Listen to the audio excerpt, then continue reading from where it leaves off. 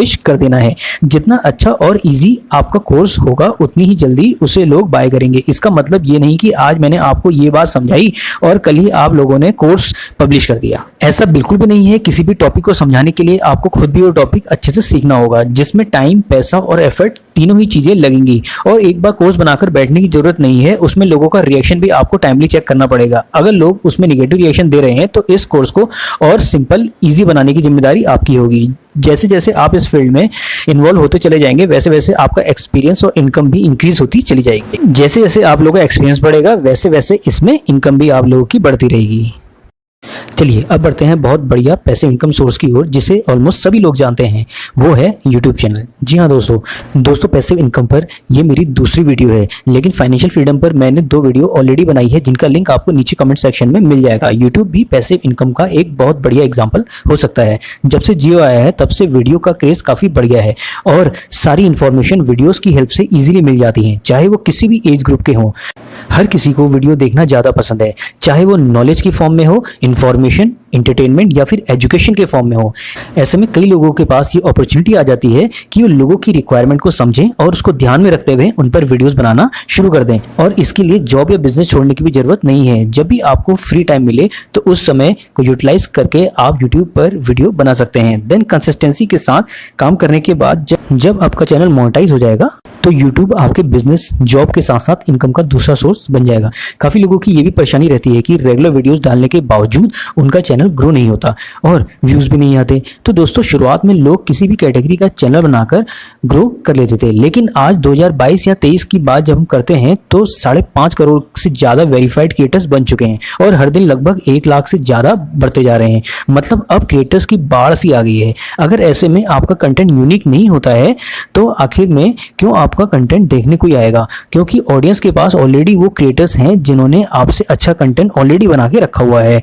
यही रीजन है चाहकर भी आपकी वीडियोस में व्यूज नहीं आते हैं, जिससे आप डिमोटिवेट होकर यूट्यूब को ही क्विट कर देते हैं। और दोस्तों दूसरा रीजन यहाँ पर एक और ऐड कर देते हैं, वो है लक। दोस्तों आप मानो ना मानो यूट्यूब पर लक बहुत मैटर करता है, क्योंकि लोग यहाँ पर बहुत मेहनत करने के बावजूद भी ग्रो नहीं कर पाते, वहीं कुछ बिना ज्यादा मेहनत किए भी बहुत ज्यादा ग्रो हो जाते हैं। लेकिन अगर आपका लक बहुत अच्छा है और आपका कंटेंट भी बाकी लोगों से यूनिक है तो एक बार ग्रो होने के बावजूद आप यहाँ से इतनी अर्निंग कर सकते हैं जितना कि आप लोगों ने इमेजिन भी नहीं किया होगा। और दोस्तों यहाँ पर आपके टाइम को लेकर बिल्कुल भी फोर्स नहीं किया जाता है। आपका जब मन चाहे आप इस पर वीडियोस अपलोड कर सकते हैं, बशर्ते वो वीडियोस ऑडियंस के लिए वैल्यूएबल होनी चाहिए, जिससे आप लोगों को यूट्यूब में काफी ज्यादा एप्रिसिएशन भी मिले। प्यारे दोस्तों अगला पैसिव इनकम सोर्स भी कहीं ना कहीं यूट्यूब चैनल से ही जुड़ा है, जो है 7वां तरीका, एफिलिएट मार्केटिंग। अगर एक बार दोस्तों आपका चैनल ग्रो हो जाता है फिर आपके पास पैसे अर्न करने के 1 या 2 नहीं कई पैसिव इनकम सोर्स खुल जाते हैं। इनमें से एक ये तरीका है एफिलिएट मार्केटिंग। जी हाँ, आप अपनी ऑडियंस को किसी भी प्रोडक्ट के बारे में बताते हैं और उसकी सेलिंग पर आपको कुछ ना कुछ कमीशन दिया जाता है। यानी दोस्तों यूट्यूब के साथ एफिलिएट मार्केटिंग से आपकी इनकम और ज्यादा बढ़ जाएगी। कुछ भी एफिलिएट करने से पहले आप ये जरूर समझ लें जो भी प्रोडक्ट आप बता रहे हैं वो आपकी ऑडियंस के लिए उतना ही बेनिफिशियल हो जितना आपने बताया है। वरना अगर पैसों के चक्कर में आप अपनी ऑडियंस को गुमराह करने की कोशिश करोगे, इससे ना सिर्फ आपके चैनल पर बल्कि आपकी ओवरऑल इमेज पर बहुत बुरा असर पड़ेगा, जिससे आप ना ही यूट्यूब से अर्न कर पाओगे ना ही एफिलिएट मार्केटिंग से। अगर आप किसी जेन्युइन प्रोडक्ट को एफिलिएट करते हैं और लोगों को पसंद भी आ रहा है तो इससे लोगों का आप पर भरोसा भी बन जाएगा और अर्निंग भी बढ़ जाएगी। 8th आता है डिविडेंड स्टॉक्स। दोस्तों डिविडेंड किसी कंपनी का नेट प्रॉफिट होता है जो उस कंपनी के शेयर होल्डर को एज अ बोनस दिया जाता है, और जिसके पास भी जितने ज्यादा शेयर्स होते हैं उसी हिसाब से डिविडेंड भी उसे उतना ज्यादा मिलता है। मान लेते हैं आपके पास रिलायंस कंपनी के 100 शेयर्स हैं जिस पर कंपनी पर शेयर 10 रुपीज का डिविडेंड देती है, तो आपके पोर्टफोलियो में बढ़ जाएंगे 100 × 10 यानी 1000 रुपीज। अगर रिस्क की बात करें तो स्टॉक मार्केट एक ऐसी जगह है जहां पर पैसे इन्वेस्ट करना कोई आसान काम नहीं है, क्योंकि इस जगह पर पैसा इन्वेस्ट करने के लिए आपको टाइम, नॉलेज और पेशेंस तीनों ही चीजें चाहिए होती हैं। अगर आप बिना नॉलेज के इस फील्ड में एंटर कर जाओगे तो आपको यहाँ पर लॉस होना लगभग कंफर्म है। लेकिन अगर आपके पास शेयर मार्केट की एक अच्छी नॉलेज है तो आप अपने इन्वेस्ट किए गए पैसों से काफी ज्यादा प्रॉफिट के साथ साथ कंपनी के डिविडेंड से भी इनकम कर सकते हैं। इंडिया में बहुत सी ऐसी कंपनीज हैं जो टाइम के साथ अपने शेयर होल्डर्स को डिविडेंड भी प्रोवाइड करवाती हैं। 9th में सबसे बढ़िया तरीका आता है राइट एन ई बुक। जब भी कोई ई बुक लिखने की बात आती है तो बहुत से लोग ये सोचते हैं हमें 500 से 1000 पेज की बुक लिखनी होगी। लेकिन दोस्तों ऐसा बिल्कुल भी नहीं है। हाँ, ये बात सच है कि आप किसी टॉपिक या सब्जेक्ट के मास्टर हैं, जैसे कि कुकिंग हो गया, डिजाइनिंग हो गया, कंप्यूटरिंग हो गया, या कोई भी या फिर कोई लैंग्वेज, वो तब हो सकता है आपको एक्सप्लेनेशन के लिए ज़्यादा पेजेस बनाने पड़ जाएं।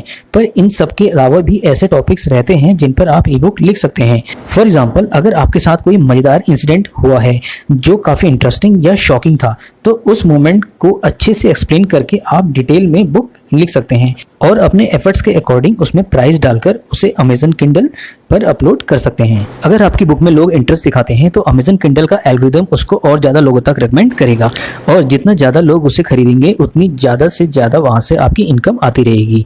ये तो केवल पॉजिटिव बातें हैं, लेकिन अगर किसी वजह से लोग उस बुक में दिलचस्पी नहीं लेते हैं तो आपकी मेहनत और एफर्ट्स दोनों बेकार जाएंगे और आप बहुत ज़्यादा डिमोटिवेट भी हो जाओगे। इसलिए बेस्ट एडवाइस यही है कि जब आप एक ई बुक बनाने की सोचें तो आपके मन में ये नहीं होना चाहिए कि आप ये सब पैसिव इनकम के लिए कर रहे हैं, क्योंकि अगर आप सिर्फ पैसों के बारे में सोचकर ई बुक लिखेंगे तो आप कितनी भी मेहनत कर लें उस बुक में वो इंटरेस्ट नहीं ला पाएंगे जो लोगों को चाहिए। इसलिए अगर आपको ई बुक बनानी है तो आप सिर्फ बुक के बारे में सोचें, ना कि पैसों के बारे में। चलिए दोस्तों, बढ़ते हैं अपने 10वें पैसिव इनकम के सोर्स की ओर। ये का उनके लिए है जो अपनी पैसिव इनकम बनाने के लिए थोड़ी ज़्यादा इन्वेस्टमेंट एफर्ट कर सकते हैं, और ये तरीका है गाइस एक जिम स्टार्ट करने का। अगर आप सही से सोचें, एक जिम पैसिव इनकम का बहुत बढ़िया सोर्स है, पर दोस्तों इसके लिए आपके पास अच्छा खासा स्पेस और जिम के सभी इक्विपमेंट्स होने चाहिए जो परचेस करना आप एफोर्ड कर सकते हैं। तो ये आपके लिए कहीं ना कहीं वन टाइम इन्वेस्टमेंट होगी। जितने ज़्यादा लोग आपके जिम को ज्वाइन करते रहेंगे उतनी ज़्यादा इनकम आपकी इंक्रीज होती रहेगी। प्यारे दोस्तों, जिम एक ऐसी जगह है जहाँ पर आपको अपना पूरा दिन या रात देने की कोई भी ज़रूरत नहीं है। आपको मॉर्निंग में टाइम देना है, फिर सीधे आपको इवनिंग में टाइम देना है। सबसे बड़ा रिस्क दोस्तों यहाँ पर आपकी इन्वेस्टमेंट का ही है। अगर आप अपना जिम किसी ऐसी जगह पर स्टार्ट कर देते हैं जहाँ पर फिटनेस का क्रेज बिल्कुल ना के बराबर है, फिर आपको अपनी जिम को बहुत ज़्यादा एडवर्टाइज करवाना होगा।